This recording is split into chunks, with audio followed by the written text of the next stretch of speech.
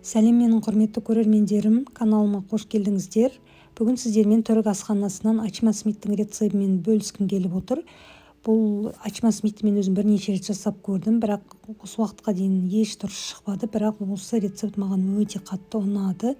Міндетті түрде жасап көріңіздер, видеоны және соңына дейін қарап шығыңыздар. Ең алдымен салқын сүтке ыстық қайнаған су құямыз.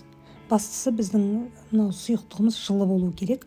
Осының үстіне қант пен дрожжиді салып, араластырып, бетін жауып, бір матамен 5-10 минутқа қойып қоямыз.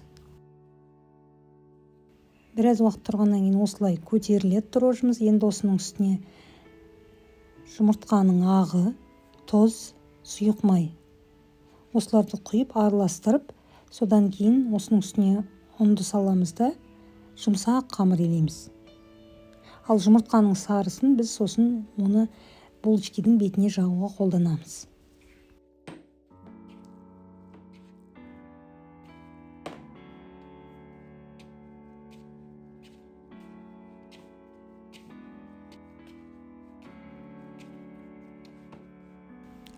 Қатты ұн салмай-ақ қояйын дедім, кішкене сұйық май тамызып, осылай тағы да бір илеп жібердім, қолға жабыспас үшін. Сонымен осының бетін жауып, жылы жерге қойып қоямыз. 1-1,5 сағаттай бұл бізде ашу керек, көтеріліп.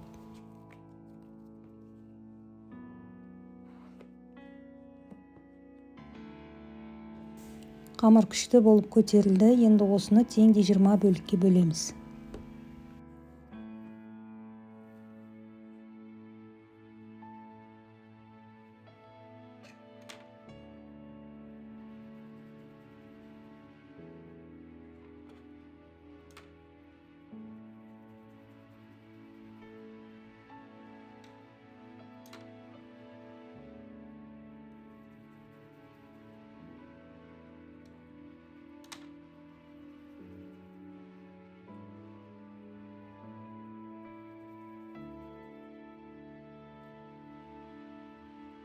Барлығын осылай домалақтап болғаннан кейін қамырымыздың беті құрғап кетпес үшін матамен не болмаса бір пакетпен жауып қойсаңыздар болады. Бір 5 минут тұрғаннан кейін уже шетінен алып осылай жаңа формасын жасай береміз. Бұның арасына жағу үшін бізге бөлме температурасында жұмсақ сары май керек болады.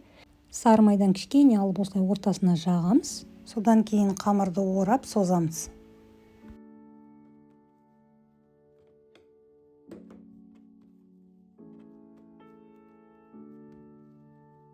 Содан кейін бұлай екі жаққа қарай, екі ұшын екі жаққа қарама-қарсы бағытқа бұрап тартамыз да, содан кейін екі ұшын біріктіреміз. Барлығын осылай жасап шығамыз.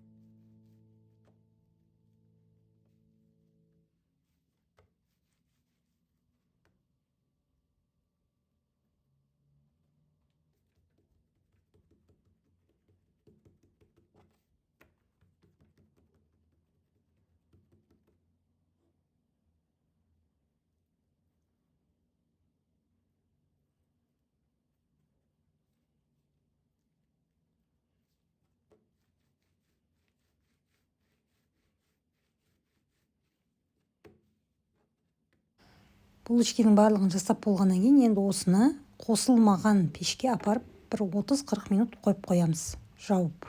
Содан кейін осылай тағы көтеріледі әдемі болып. Сосын барып бағанағы бір сары уыз қалды ғой, жылтық, соның үстіне кішкене сүт құямыз, содан кейін осылай жағып шығамыз бетіне.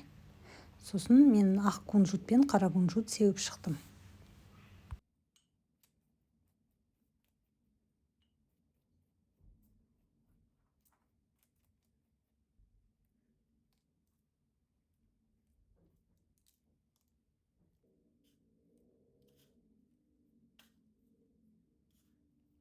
Енді осыларды қызып тұрған пешке 180 градуста әдемі болып қызарғанша пісіріп аламыз. Пештен шығарғаннан кейін сразу үстін бір матамен жауып қойыңыздар осылай. Сонда ол жылы күйінде тұрып жұмсарады, әдемі болып, сырты қатып қалмай, корочкасы. содан кейін ұсына берсеңіздер болады. Жұмсақ болып сондай күшті болады, өзіме қатты ұнады. Сіздер де осы рецептпен жасап көріңіздер. Видео ұнаса лайк басып, комментарий қалдырып, өз таныстарыңызбен бөлісуді ұмытпаңыздар.